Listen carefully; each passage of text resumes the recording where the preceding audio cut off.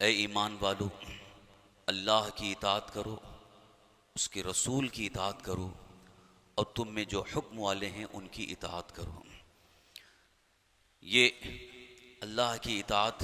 اللہ کے رسول کی اطاعت صلی اللہ علیہ وسلم اور حکم والوں کی اطاعت، یہ تین اہم چیزیں ہیں جس کی طرف خصوصی توجہ چاہیے، اور اس مسئلے کو سمجھنا بھی ضروری ہے۔ یوں تو میں سمجھتا ہوں کہ اس پر کافی گفتگو ہو چکی ہے، تقریریں بہت ہو چکی ہیں۔ اللہ کی اطاعت اور اللہ کے رسول صلی اللہ علیہ وسلم کی اطاعت یہ تو سمجھ میں آتی ہے، اس میں اکثر کوئی شک و شبہ نہیں کرتے، یعنی اللہ کا حکم ماننا، اس میں کسی مسلمان کو اختلاف نہیں، جو بھی اللہ کا حکم ہے اسے مانا جائے، اور اللہ کے رسول صلی اللہ تعالی وسلم کی اطاعت، یعنی جو بھی رسول اکرم صلی اللہ علیہ وسلم نے حکم دیا اس پر عمل کرنا، اسی پر چلنا، یہ اطاعت رسول صلی اللہ علیہ وسلم ہے۔ تیسرا جو مرحلہ آتا ہے وہ اولی الامر منکم، یہ اس میں کچھ لوگوں کے شکوک و شبہات ہیں، لہذا میں فیصلہ کن گفتگو کرتے ہوئے یہ عرض کرنا چاہوں گا کہ یہاں پر یہ تو ثابت ہے کہ اللہ اور اس کے رسول کی اطاعت کے ساتھ ہمارے درمیان کچھ ایسے اللہ کے مخصوص اور محبوب بندے ہیں کہ ان کی بھی اطاعت ہمارے اوپر لازم ہے۔ یہ اولی الامر منکم سے اتنا تو صاف ظاہر ہے، کیونکہ تینوں کا حکم اللہ نے ایک ساتھ ذکر فرمایا، یا ایھا الذین آمنوا اطیعوا اللہ، اطیعوا اللہ، اللہ کی اطاعت کرو، واطیعوا الرسول، اور رسول صلی اللہ علیہ وسلم کی اطاعت کرو، واولی الامر منکم، ساتھ ساتھ ذکر فرمایا اللہ نے، اور تم میں جو حکم والے ہیں۔ یہ لفظی ترجمہ اگر کیا جاتا ہے قرآن کریم کی اس آیت کا، اولو الامر، اولو الامر کا مطلب حکم والے۔ اب یہ جاننا ضروری ہے کہ حکم والے ہیں کون۔ ترجمہ تو سب کرتے ہیں، سارے تراجم جتنے بھی ترجمے آپ کو یہی ملیں گے، حکم والے، ان کی بھی اطاعت کرو۔ تو اب یہ کون ہیں جن کی اطاعت اللہ تعالیٰ نے ہمارے لیے لازم قرار دی ہے؟ اب اس کو حدیث مصطفیٰ صلی اللہ علیہ وسلم کی روشنی میں سمجھیں، کیونکہ قرآن کریم کی تفسیر کا ایک اصول ہے، قانون ہے کہ تفسیر قرآن پہلے حدیث مصطفیٰ سے ہوگی، یعنی اللہ کے رسول صلی اللہ علیہ وسلم نے اس کی کیا توضیح، کیا تفسیر فرمائی ہے، اس کے بارے میں کیا آپ کی حدیث پاک میں ملتا ہے، کیونکہ جب تک حدیث رسول صلی اللہ علیہ وسلم کا سہارا نہ لیا جائے قرآن کریم کو ہم اچھی طرح سے سمجھ نہیں سکتے۔ سمجھنا ہے قرآن کریم کی آیات کو اور اس کی تفسیر، اس کے معنی اور مفہوم کو بالکل متعین کرنا ہے، ایک دم یہ فکس کرنا ہے کہ یہی اس کا معنی ہے، تو کوئی اپنی عقل اور رائے سے تو نہیں کر سکتا، کیونکہ حدیث پاک اللہ کے رسول سرکار دو عالم صلی اللہ علیہ وسلم نے یہ ارشاد فرمایا، من فسر برأیہ فلیتبوأ مقعدہ فی النار، حدیث صحیح، رسول کائنات صلی اللہ علیہ وسلم ارشاد فرماتے ہیں جس نے اپنی رائے سے کوئی قرآن کریم کی تفسیر بیان کی تو اس کا ٹھکانہ جہنم ہوگا، اپنی رائے سے۔ یہ بات یاد رکھیے، آج کل کچھ لوگ جو ہے وہ قرآن کریم کی آیت کسی بھی موقع پہ پیش کر کے وہ اپنی رائے پیش کرتے ہیں، اس کا قرآن کا یہی مفہوم ہوگا، یعنی اپنی رائے پیش کر رہے ہیں اور قرآن کریم کی آیت وہاں پر لگا رہے ہیں، تو اپنی رائے سے تفسیر قرآن بیان کرنا یہ سخت حرام ہے، گناہ کبیرہ، بلکہ حضور صلی اللہ علیہ وسلم کی حدیث سے تو یہ واضح ہے کہ اس کا ٹھکانہ جہنم ہوگا۔ وہ سمجھ رہا ہے کہ میں قرآن پڑھ کر کے لوگوں کو صحیح مسئلہ بتا رہا ہوں، قرآن پڑھ کر کے لوگوں کی ہدایت اور رہنمائی کا کام انجام دے رہا ہوں، حالانکہ وہ خود اپنا ٹھکانہ جہنم بنا رہا ہے اگر اپنی رائے سے تفسیر کرتا ہے۔ اسی لیے سارے مفسرین کرام کے نزدیک یہ اصول معتبر ہے کہ پہلے قرآن کریم کی تفسیر حدیث مصطفیٰ سے ہوگی، یعنی اپنی رائے سے نہیں پیش کریں گے، اللہ کے رسول سرکار دو عالم صلی اللہ علیہ وسلم نے کیا فرمایا اس کے مطابق قرآن کریم کی تفسیر ہوگی۔ تو اب یہاں پر دیکھنا یہ ہے کہ رسول کائنات صلی اللہ تعالی وسلم نے کیا فرمایا، یہ حکم والے کون ہیں، کس کی طرف اشارہ فرمایا، اور کس کی طرف حضور صلی اللہ علیہ وسلم نے اطاعت، کس کی اطاعت کا حضور صلی اللہ علیہ وسلم نے حکم دیا ہے، کیونکہ احادیث کریمہ کو بھی ہم جب چھان ڈالتے ہیں دیکھتے ہیں کہ جتنی حدیثیں اس سلسلے میں ملتی ہیں ان میں سے ایک بڑی معتبر اور بڑی مشہور حدیث پاک ہے۔ اللہ کے حبیب سرکار دو عالم صلی اللہ علیہ وسلم ارشاد فرماتے ہیں علیکم بسنتی و سنت الخلفاء الراشدین المہدیین۔ رسول پاک صلی اللہ تعالی وسلم ارشاد فرماتے ہیں تم پر لازم ہے میری سنت پر عمل کرنا اور خلفائے راشدین کی سنت پر عمل کرنا۔ وہ میرے خلفاء جو خود ہدایت یافتہ ہیں اور ہدایت دینے والے ہیں۔ تو یہ اولو الامر کی جو تفسیر تھی حضور صلی اللہ علیہ وسلم نے اپنی اس حدیث سے پیش فرما دیا کہ تمہارے درمیان اولو الامر یہ ہیں۔ ایک حدیث اس سلسلے میں جو ابھی میں نے اولو الامر کی تشریح اور توضیح اور تفسیر کے حوالے سے عرض کیا تھا، اس حدیث کی روشنی میں مفسرین کرام ارشاد فرماتے ہیں اولو الامر میں سب سے پہلے درجے پر آتے ہیں صحابہ، یعنی اللہ کے رسول صلی اللہ علیہ وسلم کی اطاعت تو ہمارے لیے لازم ہے۔ اس کو حضور نے یوں فرمایا علیکم بسنتی، تم پر لازم ہے میری سنت پر عمل کرنا، یعنی جو میرا طریقہ ہے، جو میں نے تمہیں بتا دیا، جس چیز کا میں نے حکم دیا، وہ میرا حکم تمہارے لیے میری سنت ہے۔ اور حضور صلی اللہ علیہ وسلم نے ارشاد فرمایا علیکم بسنتی۔ یہ عربی میں جب لفظ علیکم بولا جاتا ہے اور کسی چیز کا حکم دیا جاتا ہے تو لازم کا معنی ہوتا ہے تم پر لازم ہے میری سنت پر عمل کرنا۔ اب یہاں سے یہ دو چیزیں سامنے آ رہی ہیں کہ ایک تو وہ اللہ کا جو حکم تھا اطاعت الہی، اطاعت رسول اور اولو الامر کی اطاعت، تو رسول پاک صلی اللہ علیہ وسلم کی اطاعت کو حضور نے یوں بھی ارشاد فرمایا علیکم بسنتی، تم پر لازم ہے میری سنت پر عمل کرنا۔ اور ساتھ ہی ساتھ حضور صلی اللہ تعالی وسلم کی سنتوں پر عمل کرنا تو ہی ہے جو کہ اللہ کا حکم بھی ہے، اور وہ جو اللہ کا حکم ہے وہ اولی الامر منکم، جو تم میں حکم والے ہیں ان میں سب سے پہلے درجے پر صحابہ میں خلفائے راشدین ہیں۔ ان کی اتباع، ان کی اطاعت اور ان کے نقش قدم پر چلنا بے حد ضروری اور لازم ہے۔ یہاں پر رک کر کے ایک ذہن میں جو خدشہ کچھ لوگوں کے ہے اس کا ازالہ کرنا چاہتا ہوں کہ معاذ اللہ کچھ لوگوں نے، بلکہ یہ تو بالکل کھل کر کے سامنے بات آ چکی ہے، رافضی جو اپنے آپ کو شیعہ نے علی کہتے ہیں، انہوں نے تو معاذ اللہ خلفائے راشدین کو راستے سے ہٹا ہی دیا، ان کی اطاعت لازمی نہیں بلکہ ان کے خلاف بکواس کرتے ہیں، اور معاذ اللہ ان کی شان میں ایسی بکواس کرتے ہیں کہ ایسا محسوس ہوتا ہے کہ ایک عام انسان کسی ایک آدمی کو گالی دینا بھی گوارا نہیں کرتا۔ ایسے الفاظ ان حضرات صحابہ کے بارے میں یہ کہتے نظر آتے ہیں، جبکہ حضور صلی اللہ علیہ وسلم نے ان کی اتباع اور اطاعت کو ہمارے لیے لازم فرمایا۔ اور ایک دوسری چیز یہ بھی آپ نے دیکھا، آپ نے سنا، رسول کائنات صلی اللہ علیہ وسلم نے دنیا میں جن کو جنت کی بشارت دی ہے، خوشخبری دی ہے، ان میں سے وہ خلفائے راشدین ہیں۔ خلفائے راشدین یعنی حضرت سیدنا ابو بکر صدیق، حضرت سیدنا عمر فاروق اعظم، حضرت سیدنا عثمان غنی، حضرت سیدنا علی مرتضیٰ رضی اللہ تعالی عنہم، یہ چار خلفاء جن کو خلفائے راشدین کہا گیا۔ راشد کا مطلب ہوتا ہے صحیح راستے پر چلنے والا، صحیح راستے کی ہدایت دینے والا، کہ جو صحیح راستے پر خود بھی چل رہا ہو اور دوسروں کو صحیح راستے پر لے کر کے چل رہا ہو، اسے راشد کہتے ہیں۔ تو ان کے ساتھ یہ لفظ جڑا ہوا ہے خلفائے راشدین، اور یہ کسی عام انسان نے نہیں دیا ان کو یہ لقب، بلکہ حضور صلی اللہ علیہ وسلم نے فرمایا خلفائے راشدین۔ جب حضور نے یہ فرما دیا علیکم بسنتی و سنت الخلفاء الراشدین المہدیین، صرف راشد نہیں فرمایا بلکہ ان کے بارے میں فرمایا مہدیین، جو کہ خود ہدایت یافتہ بھی ہیں اور ساری امت کو صحیح راستے پر ہدایت پر لے کر کے چلنے والے ہیں۔ ان کی اتباع، ان کی سنتوں پر عمل، یہ ہمارے لیے اللہ کے رسول صلی اللہ تعالی وسلم نے لازم قرار دی ہے۔ یہاں یہ چیز ذہن میں رکھیں۔ اور اولی الامر کی تشریح میں کچھ اور حدیثیں بھی ہیں، موجود ہیں، انشاءاللہ دوسرے موقع پر عرض کروں گا۔ آج چونکہ وقت کی قلت دامنگیر ہوتی ہے، اس لیے خاص طور پر یہ عرض کر رہا ہوں کہ جن لوگوں نے صحابہ کرام بالخصوص خلفائے راشدین کو بالکل ہی اطاعت کے لیے جائز نہیں سمجھا، یا معاذ اللہ ان کو انہوں نے خلاف اسلام ان کا عمل سمجھا ہو، تو یہ بہت بڑی گمراہیت پر ہیں، بلکہ ان کا ایمان ہی خطرے میں، ایمان ہی معتبر نہیں۔ جب رسول پاک صلی اللہ تعالی وسلم نے انہیں راشدین اور مہدیین فرما دیا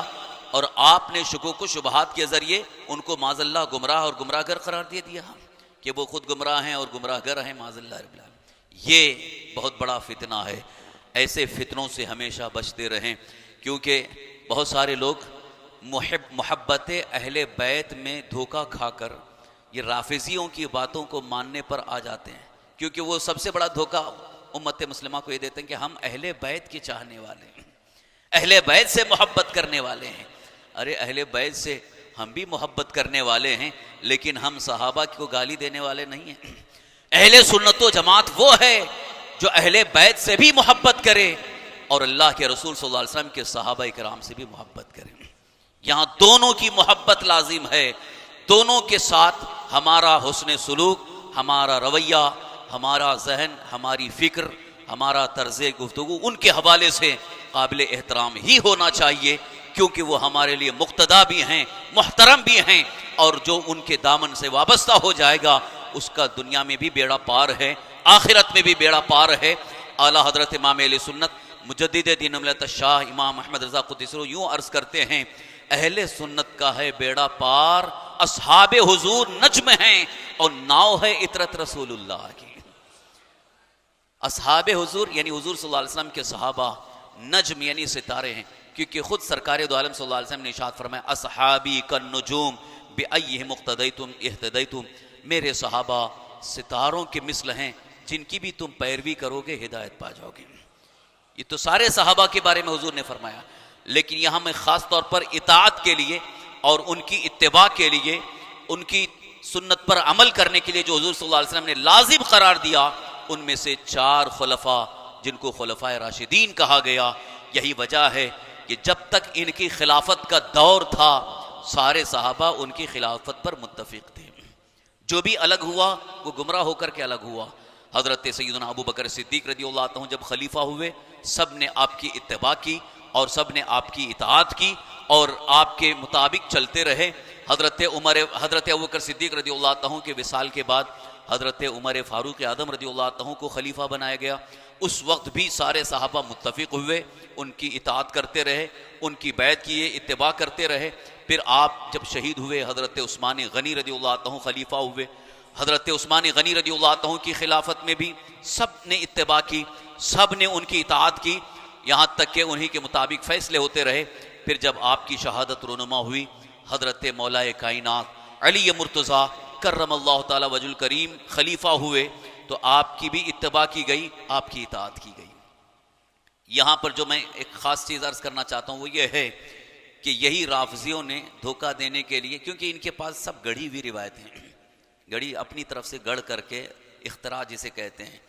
بہت سارے مذاہب والوں نے بہت ساری چیزوں کو گڑھ لیا ہے، لیکن واحد ہمارا مذہب اسلام ہے، یہاں گڑھی ہوئی چیزوں کو کوئی گنجائش نہیں ہے۔ جو حکم خدا ہے، جو حکم رسول صلی اللہ علیہ وسلم ہے، وہی ہمارے لیے اصل مذہب اسلام ہے۔ کوئی اپنی طرف سے گڑھ کر کے پیش کر رہا ہے تو اس کو کوئی یہاں اسلام میں گنجائش نہیں۔ تو یہ رافضیوں نے بہت ساری چیزیں اپنی طرف سے گڑھ کر کے پیش کیے ہیں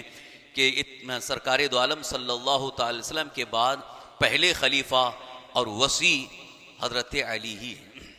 انہوں نے حضرت علی رضی اللہ عنہ کو خلیفہ بلا فصل کہہ کر کے لوگوں کو یہ دھوکہ دینا شروع کر دیا کہ حضرت علی رضی اللہ عنہ ہی اصل خلیفہ ہیں، پہلے خلیفہ ہیں، اور یہ سب غاصب ہیں معاذ اللہ۔ غاصب یعنی غصب کیے ہیں، زبردستی چھین کر کے ان کو انہوں نے اخیر میں بٹھایا۔ یہ ایک طرح کا ان خلفائے راشدین میں خاص طور پر حضرت ابوبکر صدیق، حضرت عمر فاروق، حضرت عثمان غنی رضی اللہ تعالیٰ پر ایک بہت ہی بھونڈا الزام ان کی طرف سے ہے کہ انہوں نے غصب کر کے حضرت علی کو کنارے کر دیا، جبکہ وہ داماد رسول ہیں۔ اور حضرت علی رضی اللہ عنہ کا اتنا اونچا مقام و مرتبہ کہ رسول پاک صلی اللہ علیہ وسلم نے فرما دیا من کنت مولاہ فعلی مولا۔ یہ تو ہمیشہ کہتے ہیں میں جس کا آقا ہوں علی اس کے آقا ہیں۔ تو اتنی عظیم فضیلت ہونے کے باوجود انہوں نے ان کو سائیڈ کر دیا اور خود خلافت پر فائز ہو کر کے بیٹھ گئے۔ یہ اور دوسری چیز جو ان کی طرف سے آتی ہے وہ یہ ہے کہ حضرت علی حضرت ابوبکر صدیق رضی اللہ عنہ کی خلافت سے راضی نہیں تھے، بلکہ انہوں نے بیعت نہیں کیا۔ یہ سب جھوٹی روایتیں ہیں، سب جھوٹی روایتیں ہیں۔ اور میں اللہ کے گھر میں کھڑے ہو کر بڑی ذمہ داری سے عرض کر رہا ہوں، تاریخ الخلفاء میں جو معتبر کتاب ہے خلفائے راشدین کی سیرت اور سوانح کے متعلق، حضرت علامہ امام جلال الدین سیوطی رحمۃ اللہ تعالی علیہ جلیل القدر محدث ہیں، انہوں نے ذکر فرمایا کہ حضرت ابوبکر صدیق رضی اللہ عنہ کی خلافت کا جب معاملہ آیا، شروع میں تو صرف یہ اختلاف آیا تھا کہ جو مہاجرین جنہوں نے ہجرت کیا تھا حضور صلی اللہ علیہ وسلم کے ساتھ، جو مکہ مکرمہ سے ہجرت کر کے گئے، ان کو مہاجرین کہا جاتا، اور جو خود مدینہ منورہ کے جو رہنے والے تھے صحابہ، ان کو انصار کہا جاتا۔ تو ایک طرف مہاجرین اور ایک طرف انصار۔ تو مہاجرین کا یہ کہنا تھا کہ ہمارے درمیان جو ہیں وہ خلیفہ بنے، اور انصار یہ کہتے تھے کہ ہمارے درمیان جو ہیں وہ خلیفہ بنے۔ لیکن اس سلسلے میں جب سقیفہ بنو ساعدہ میں میٹنگ ہوئی اور سب وہاں پر اکٹھا ہوئے، اور وہاں پر سارے جو اجلہ صحابہ تھے، سینئر صحابہ تھے، ان سب نے مل کر کے اس بات پر اتفاق کر لیا کہ نہیں، حضرت ابوبکر صدیق رضی اللہ عنہ ہی خلیفہ ہوں گے۔ تو آپ کی خلافت پر مہاجرین بھی اور انصار بھی متفق ہو گئے، کیونکہ اس موقع پر حضرت ابوبکر صدیق رضی اللہ عنہ عمر کے اعتبار سے، تجربات کے اعتبار سے، اور سرکار دو عالم صلی اللہ علیہ وسلم نے جو فضیلتیں آپ کے حوالے سے ارشاد فرمائی ہیں، ان کے اعتبار سے سارے صحابہ متفق ہو گئے۔ ایک جو ان کی طرف سے جو شبہ ہے وہ یہ ہے کہ اس میٹنگ میں حضرت علی نہیں تھے۔ جب یہ خلافت کی میٹنگ ہو رہی تھی اس وقت حضرت علی رضی اللہ عنہ نہیں تھے، لیکن آپ کو میں اصل بات بتا رہا ہوں، کسی وجہ سے آپ نہ پہنچ سکے یا اس وقت آپ وہاں پر حاضر نہ ہو سکے، لیکن جب یہ آپ کو خبر دی گئی کہ سب کا اس بات پر اتفاق ہو گیا ہے، تو اس وقت خود اپنی زبان مبارک سے حضرت علی رضی اللہ عنہ نے یوں ارشاد فرمایا، بالکل صحیح فیصلہ ہوا، سب نے اتفاق جو کیا بالکل صحیح، اس لیے کہ ہمارے آقا سرکار دو عالم صلی اللہ علیہ وسلم نے جنہیں اپنی حیات ظاہری میں اپنے مسلح پر کھڑا کیا ہے، میرے نزدیک وہی سب سے پہلے خلیفہ ہے۔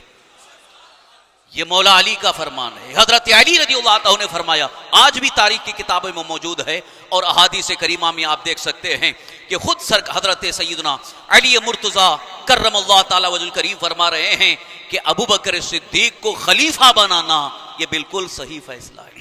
کون کہہ رہے ہیں؟ حضرت علی۔ اور یہ جھوٹے یوں کہتے ہیں کہ وہ حضرت علی ناراض تھے اس لیے وہ میٹنگ میں نہیں آئے، اپنی طرف سے کچھ نہ کچھ گڑھ کر کے پیش کرتے رہتے ہیں۔ یہ ان کی اختراعی کیفیت ہے، یہ بالکل پاگل پنی ہے کہ دین کو، شریعت کو اور احادیث کریمہ کو بالکل ہی انحراف کے طور پر منحرف کر کے، تبدیل کر کے پیش کرنے کی ان کی عادت ہے۔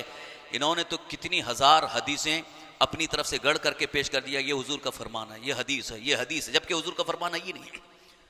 جھوٹی جھوٹی روایتیں گڑھ کر کے پیش کیا ہے، تو یہ قابل اعتماد نہیں ہیں، یہ قابل اعتبار نہیں ہیں۔ امت مسلمہ میں ایک بہت ہی خطرناک فتنہ ہے رافضیت، خارجیت۔ خارجی جو فتنہ نکلا وہ سارے صحابہ کے دشمن ہو گئے، اور صحابہ سے نفرت کرتے ہوئے یہاں تک کہ معاذ اللہ انہوں نے صحابہ کرام کو، خاص طور پر خلفاء راشدین کو مشرک تک کہہ دیا۔ مشرک، شرک کرنے والے، یہ کون خارجی ہیں؟ اس وقت ایک خارجی فرقہ نکلا، ایک فتنہ نکلا، اور وہ بھی ایک الگ راستے پر نکل پڑا، جبکہ وہ بھی قرآن کو پڑھتا تھا، حدیث مصطفیٰ بھی پڑھتا تھا، اور وہ قرآن کو اچھی طرح سے مانتے بھی تھے، اللہ کو ایک مانتے تھے، اللہ کے رسول صلی اللہ تعالی وسلم کا کلمہ بھی پڑھتے تھے، لیکن قرآن کریم کی آیات کا غلط معنی اور مفہوم پیش کر کے نئے نئے عقیدے انہوں نے گڑھ لیا، اور وہ گمراہ ہو گئے، یہاں تک کہ صحابہ سے ہٹ کر کے انہوں نے اپنی ایک جماعت بنا لی۔ اب یہاں سے میں یہ چیز عرض کر رہا ہوں، اس بات کو اپنے ذہن میں رکھیں کہ حضور صلی اللہ علیہ وسلم نے اسی لیے فرمایا تھا کہ تم پر لازم ہے میری سنت پر عمل کرنا اور میرے خلفائے راشدین کی سنت پر عمل کرنا، اور جو اس سے ہٹا یقیناً وہ گمراہ ہو گیا، وہ بدعقیدہ ہو گیا، بد مذہب ہو گیا، اس کا دین ختم ہو گیا، اس کا دین اسلام سے کوئی تعلق نہ رہا۔ عزیزان گرامی، رک کر کے ایک بات یہ بھی عرض کر دوں کہ ہمارے درمیان کچھ لوگوں کو یہ چیزیں اگر بیان کی جائیں تو کچھ کہتے ہیں کہ ارے یہ فرقہ واریت کی بات کیوں کرتے ہیں، فرقہ واریت کی بات کیوں کرتے ہیں، فرقوں کی بات کیوں کرتے ہیں؟ یہ جو تاریخ ہے وہ تو تاریخ بیان کرنی ہی ہوگی، آپ خود پڑھ کر کے دیکھیں۔ اگر ہم کہیں سے جھوٹ بیان کر رہے ہیں تو آپ ہمارا گریبان پکڑ کر کے یہ کہہ سکتے ہیں کہ آپ جھوٹی بات کیوں پیش کر رہے ہیں۔ الحمدللہ، اللہ کا شکر احسان ہے کہ جو بیان کرتے ہیں، جو تاریخ میں، احادیث کریمہ میں اور جو معتبر تفاسیر میں موجود ہے، وہی ہم بیان کرتے ہیں۔ تو یہاں پر امت مصطفیٰ کو، امت مسلمہ کو یہ بتانا بھی ضروری ہے کہ یہ جو فرقے نکلے یہ گمراہیت کی طرف چل پڑے، اگر ہم نہ بتائیں گے تو یہ ہماری آنے والی نسلوں کے ایمان کا کیا ہوگا، ان کا عقیدہ کیسے محفوظ ہوگا، ان کا نظریہ کیسے محفوظ ہوگا؟ جبکہ آج سوشل میڈیا اتنا بڑا فتنہ بن چکا ہے کہ سوشل میڈیا میں جو بھی تقریریں، جو بھی بیانات، کسی کا بھی اگر کچھ بیان آ رہا ہے تو ہمارے بچے، ہمارے نوجوان سب ایکسیپٹ کرتے چلے جا رہے ہیں، ہاں یہ صحیح کہہ رہا ہے، ہاں یہ صحیح کہہ رہا ہے۔ اگر کسی کے بولنے کا انداز تھوڑا سا اچھا نظر آ گیا، دھڑک بھڑک چمک دمک میں، اب اس کی بات مان کر کے ہاں یہ صحیح تو کہہ رہا ہے۔ ایسے ہی کتنے لوگ گمراہ ہو گئے۔ وہ ایک علی مرزا نکلا، وہ سوشل میڈیا پہ وہ صحابہ کے بارے میں اور تابعین کے بارے میں، یہاں تک کہ اولیاء کرام کے بارے میں غلط بیانات دیتا، اور وہ حدیث پیش کرتا ہے۔ لوگ، بہت سارے نوجوان اس کے فین ہو گئے۔ یہ ابھی دنیا میں فین ہو گئے ہو، قبر میں پتہ چلے گا فین ہوگا کہ وہاں آگ میں جلنا ہوگا۔ یہ دنیا کے دنیا دار ہوس پرست ایسے بیان دینے والے مقررین کی تقریروں سے بالکل پرہیز کرو۔ یہاں فرقہ واریت کی بات نہیں، یہاں جو حق بات ہے وہ چیز سامنے رکھنا چاہتا ہوں۔ حقیقت میں امام علی مقام امام حسین رضی اللہ عنہ کا یہی تو منشا تھا کہ یزید غلط راستے پر لے جا رہا تھا، اس لیے حضرت امام علی مقام رضی اللہ عنہ نے اس کے خلاف آواز اٹھائی، اور آپ نے حق بیانی سے کام لے کر کے میدان کربلا میں آخری وقت یہی فرمایا کہ اس فاسق و فاجر کی میں بیعت نہیں کر سکتا۔ تو آپ نے بیعت سے کیوں انکار کیا؟ کیونکہ یزید سنت مصطفیٰ کے خلاف راستہ نکال رہا تھا، شریعت مطہرہ کے خلاف راستہ نکال رہا تھا، وہ ایک نئی شریعت کی داغ بیل ڈال رہا تھا۔ یہ یاد رکھو، اللہ کے بندوں میں کوئی بھی ایک محبوب بندہ کھڑا ہوتا ہے، اگر کوئی شریعت میں نئی شریعت پیدا کرنے کی کوشش کرتا ہے، بدعت سیئہ کو رواج دینے کی کوشش کرتا ہے، تو کوئی نہ کوئی حسینی بن کر کے اس کا دندہ شکن جواب بھی دیتا ہے اور امت مسلمہ کو بچا کر کے نکال لیتا ہے۔ اسی لیے شاعر نے کہا ہے، ہر دور میں اٹھتے ہیں یزیدی فتنے، ہر دور میں شبیر جنم لیتے ہیں۔ ہر دور میں اٹھتے ہیں یزیدی فتنے، ہر دور میں شبیر جنم لیتے ہیں۔ کیوں کہا؟ اس لیے کہ ہر دور میں کوئی حسینی کھڑا ہوگا، حسینی جذبات لے کر کے کھڑا ہوگا، امام حسین کی اس عظیم مشن کو لے کر کے کھڑا ہوگا کہ اب اگر کوئی یزید نما انسان، چاہے وہ عالم کی شکل میں آئے، چاہے وہ پیر کی شکل میں آئے، چاہے وہ شیخ کی شکل میں آئے، چاہے وہ محدث کی شکل میں آئے، چاہے وہ مفسر کی شکل میں آئے، جب بھی کوئی اس طرح سے گمراہ کرنے والا نظریہ لے کر کے آئے گا، کوئی نہ کوئی حسینی بن کر کے اس کا رد بھی کرے گا، اور اس کی تمام اعتراضات کا، اس کے ذہن و فکر کا مکمل رد کر کے امت مسلمہ کو صحیح راستے کی رہنمائی کرے گا۔ حضرات، آج ضرورت اس بات کی ہے کہ اپنے ایمان و عقیدے کو بچانا ہے تو گمراہ فرقوں سے دور رہنا، اور ان کے نظریات، ان کے عقائد اور ان کی فکروں سے دور رہنا ضروری ہے، ورنہ یہ ہوگا کہ آپ کو پتہ بھی نہیں چلے گا، ایمان چلا جائے گا، ایمان خطرے میں ہوگا۔ اسی لیے سرکار سیدنا غوث العظم شیخ عبد القادر جیلانی رضی اللہ عنہ نے بڑی پیاری بات فرمائی، بڑی خوبصورت بات ارشاد فرمائی ہے کہ آج لوگ جو ہے کسی کو کچھ شعبدہ بازی کرتے ہوئے دیکھتے ہیں تو اس کو جلدی ولی تسلیم کرتے ہیں، اس کی ہر بات ماننے کے لیے تیار ہو جاتی ہیں۔ یہ غوث اعظم رضی اللہ عنہ فرما رہے ہیں، اگر کوئی تمہارے سامنے ہواؤں میں اڑتا نظر آ رہا ہے، فضا میں اڑتا نظر آ رہا ہے، سمندر پر مصلی بچھا کر نماز پڑھتا نظر آ رہا ہے، اسے ولی مت تسلیم کرو جب تک کہ یہ نہ دیکھو کہ وہ سنت مصطفیٰ کا پابند ہے، یعنی شریعت مصطفیٰ کا جو پابند ہوگا، سنت رسول اللہ کا جو پابند ہوگا، یقیناً وہ صحیح ہوگا اور وہی ولایت کی منزل پر ہوگا۔ اور جو سنت مصطفیٰ کو چھوڑ کر کے زندگی گزار رہا ہے، اس کے ولی ہونے کا تو کوئی تصور ہی نہیں ہو سکتا ہے، ولایت اسے مل ہی نہیں سکتی ہے، کیونکہ ولایت یہ اللہ تعالیٰ کی طرف سے عطا کردہ ایک مخصوص درجہ ہے، ایک منصب ہے، ایک عظیم انعام ہے جو اللہ تبارک تعالیٰ کی طرف سے اپنے محبوب بندوں کو عطا ہوتا ہے، مگر اس کے لیے لازم ہے، ضروری ہے، شرط یہ ہے کہ وہ اللہ کے حبیب سرکار دو عالم صلی اللہ علیہ وسلم کی مکمل سنتوں کی پیروی اور اس کی اتباع میں اس کی زندگی گزر رہی ہو۔ عزیزان گرامی، تو یہ عرض کر رہا تھا کہ یہاں پر اگر کوئی نیا فرقہ بنا، کوئی نئی جماعت اگر پیدا ہوئی، تو وہ کسی نہ کسی گمراہیت پر وہ ان کا اتفاق ہوا اور وہ اہل سنت و جماعت سے ہٹ کر کے نکل گئے اور اپنا فرقہ الگ بنا لیا۔ واحد وہی اہل سنت و جماعت جو صحابہ کے دور سے، حضور صلی اللہ علیہ وسلم کے زمانے سے جو صحابہ تھے، صحابہ کے بعد تابعین، تابعین کے بعد تبع تابعین، ان کے بعد ہر دور میں وہی اہل سنت و جماعت صحابہ کے عقیدے کے مطابق ہے، وہی اہل سنت و جماعت ہے۔ اور پھر جو ان سے ہٹ کر کے الگ ہوئے، انہوں نے اپنا اپنا نام الگ الگ رکھ لیا ہے، اپنا اپنا نام الگ رکھ لیا ہے۔ جیسے ایک مثال دے رہا ہوں، قادیانی جو فرقہ نکلا، یہ ختم نبوت کا انکار کر کے ایک نیا فرقہ نکلا۔ ختم نبوت یعنی انہوں نے اس بات کا انکار کیا کہ حضور صلی اللہ علیہ وسلم خاتم النبیین ہیں، یعنی ان کا عقیدہ خاتم النبی نہیں ہیں، بلکہ کوئی نبی آ سکتا ہے۔ یہاں تک کہ غلام احمد قادیانی جو قادیان کا رہنے والا تھا، اس نے دعویٰ کر دیا، تو اب اس کی اتباع اور پیروی میں نکل گئے، غلام احمد قادیانی کو نبی مان لیا گیا۔ تو یہ جو غلام احمد قادیانی کو نبی مانتے ہیں، وہی قادیانی کہلائے، تو نہ وہ اہل سنت و جماعت ہیں، نہ وہ مسلمان ہیں، کہ جب ختم نبوت کا عقیدہ ہی ختم ہو گیا، جو کہ قرآن سے ثابت ہے اور تمام احادیث کریمہ سے ثابت ہے، صحابہ کا جس پر اتفاق ہو چکا ہے، یہ ختم نبوت کا ایک اہم عقیدہ ہے۔ اس عقیدے کو چھوڑ کر کے جو فرقہ نکلا، وہ قادیانی کہلایا۔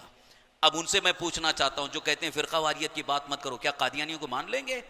قادیانیوں کی اتباع کر لیں گے؟ قادیانی کو تسلیم کر لیں گے؟ لہٰذا یہاں آپ کو اس بات کو ماننا ہوگا کہ اگر حقیقت میں اہل سنت و جماعت کے ساتھ رہنا ہے، صحابہ کرام کے عقیدے کے مطابق رہنا ہے، خلفائے راشدین کی اتباع میں رہنا ہے، تو اس کی پہچان کیا ہے، اس کی شناخت کیا ہے، اور اس کے متعلق ہمیں یہ جانکاری رکھنا بھی ضروری ہے کہ ان کا عقیدہ کیا ہے، ان کے نظریات کیا ہیں، ان کی فکر کیا ہے۔ اسی لیے پھر میں آپ سے کہوں گا کہ جو اللہ کے محبوب بندے، صحابہ، تابعین، تبع تابعین، اور ان کے بعد جو اولیاء کاملین کی ایک عظیم جماعت ہے، جن عقیدوں اور نظریات پر قائم ہیں، وہی اہل سنت و جماعت ہے۔ انہی کی اتباع میں رہیں اور انہی کی پیروی کرتے رہیں۔ اعلیٰ حضرت امام اہل سنت بڑے خوبصورت انداز میں ہمیں یہ پیغام دیتے ہیں اور بارگاہ رسول صلی اللہ علیہ وسلم نے عرض کرتے ہیں، یا رسول اللہ، تیرے غلاموں کا نقش قدم ہے راہ خدا۔